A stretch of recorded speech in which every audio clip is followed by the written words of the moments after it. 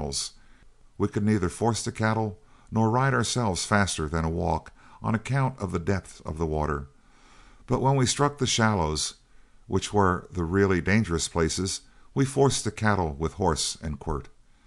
Near the middle of the river, in shoal water, Rod Wheat was quirting up the cattle when a big dun steer, trying to get out of his reach, sank in the quicksand, and Rod's horse stumbled across the animal and was thrown. He floundered in attempting to rise, and his hind feet sank to the haunches.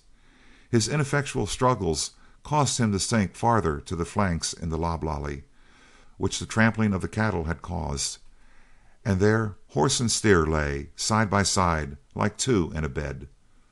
Wheat loosened the cinches of the saddle on either side, and stripping the bridle off, brought up the rear, carrying saddle, bridle, and blankets on his back. The river was at least 300 yards wide, and when we got to the farther bank, our horses were so exhausted that we dismounted and let them blow. A survey showed we had left a total of 15 cattle and the horse in the quicksand, but we congratulated ourselves that we had bogged down only 3 head in recrossing. Getting these cattle out was a much harder task than the 20 head gave us the day before, for many of these were bogged more than 100 yards from the bank. But no time was to be lost. The wagon was brought up in a hurry, fresh horses were caught, and we stripped for the fray. While McCann got dinner, we got out the horse, even saving the cinches that were abandoned in freeing him of the saddle. During the afternoon we were compelled to adopt a new method of procedure, for with the limited amount of rope at hand, we could only use one rope for drawing the cattle out to solid footing, after they were freed from the quagmire. But we had 4 good mules to our chuck wagon, and instead of dragging the cattle ashore from the pommel of saddles, we tied one end of the rope to the hind axle and used the mules in snaking the cattle out. This worked splendidly, but every time we freed a steer, we had to drive the wagon well out of reach, for fear he might charge the wagon and team.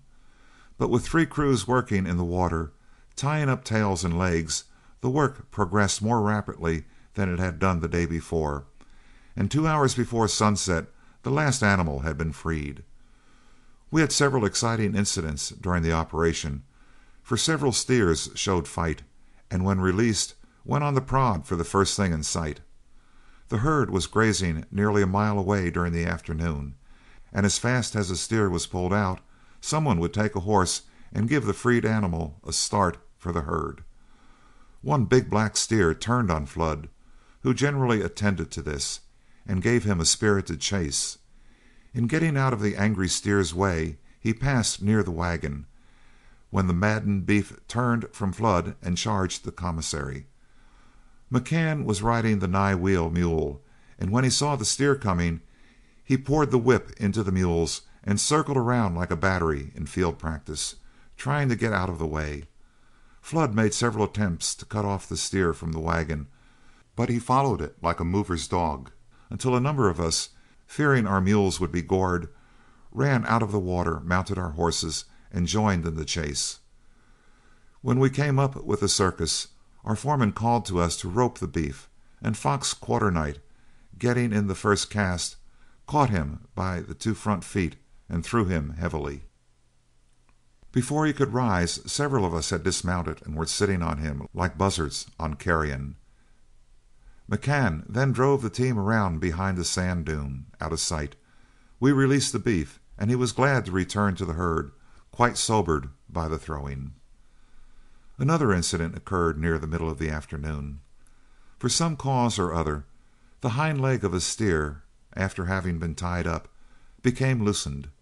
No one noticed this, but when, after several successful trials, during which Barney McCain exhausted a large vocabulary of profanity, the mule team was unable to move the steer, 6 of us fastened our lariats to the main rope and dragged the beef ashore with great éclat. But when one of the boys dismounted to unloosen the hobbles and rope, a sight met our eyes that sent a sickening sensation through us, for the steer had left one hind leg in the river, neatly disjointed at the knee. Then we knew why the mules had failed to move him. having previously supposed his size was the difficulty, for he was one of the largest steers in the herd. No doubt the steer's leg had been unjointed in swinging him around, but it had taken 6 extra horses to sever the ligaments and skin, while the merciless quicksands of the Canadian held the limb. A friendly shot ended the steer's suffering, and before we finished our work for the day, a flight of buzzards were circling around in anticipation of the coming feast. Another day had been lost, and still the South Canadian defied us. We drifted the cattle back to the previous night's camp, using the same bed ground for our herd. It was then that the Rebel broached the subject of a crossing at the island which we had examined that morning, and offered to show it to our foreman by daybreak. We put 2 extra horses on picket that night, and the next morning, before the sun was half an hour high, the foreman and the Rebel had returned from the island down the river with word that we were to give the ford a trial, though we could not cross the wagon there. Accordingly, we grazed the herd down the river and came opposite the island near the middle of the forenoon. As usual, we cut off about 100 of the lead cattle, the leaders naturally being the heaviest, and started them into the water. We reached the island and scaled the farther bank without a single animal losing his footing. We brought up a second bunch of double and a third of triple the number of the first, and crossed them with safety. But as yet the Canadian was dallying with us. As we crossed each successive bunch, the tramping of the cattle increasingly agitated the sands, and when we had the herd about half over, we bogged our first steer on the farther landing.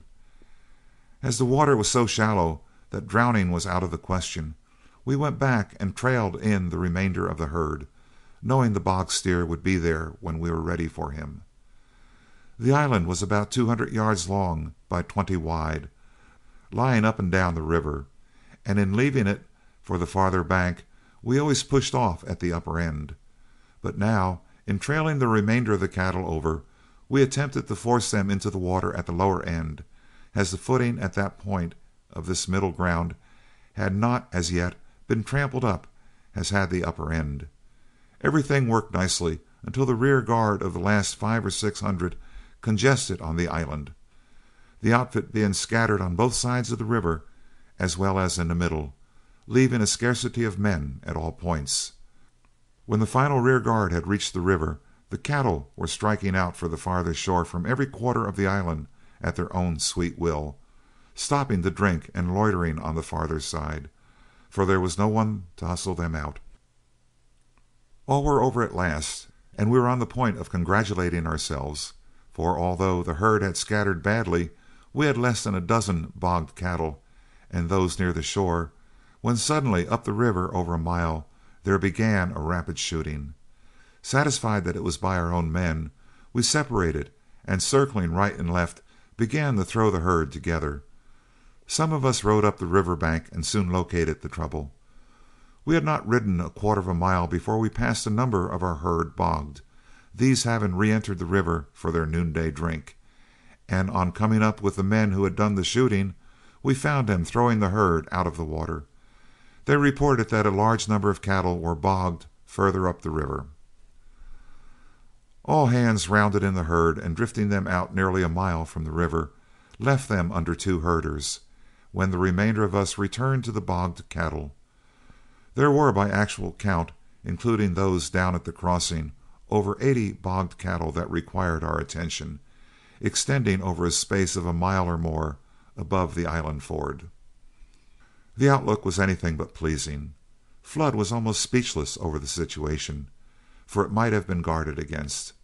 But realizing the task before us, we recrossed the river for dinner, well knowing that the inner man needed fortifying for the work before us. No sooner had we disposed of the meal and secured a change of mounts all around than we sent 2 men to relieve the men on herd. When they were off, Flood divided up our forces for the afternoon work. "It will never do," said he, "to get separated from our commissary. So, Priest, you take the wagon and remuda, and go back up to the regular crossing, and get our wagon over somehow. There will be the cook and the wrangler beside yourself, and you may have too.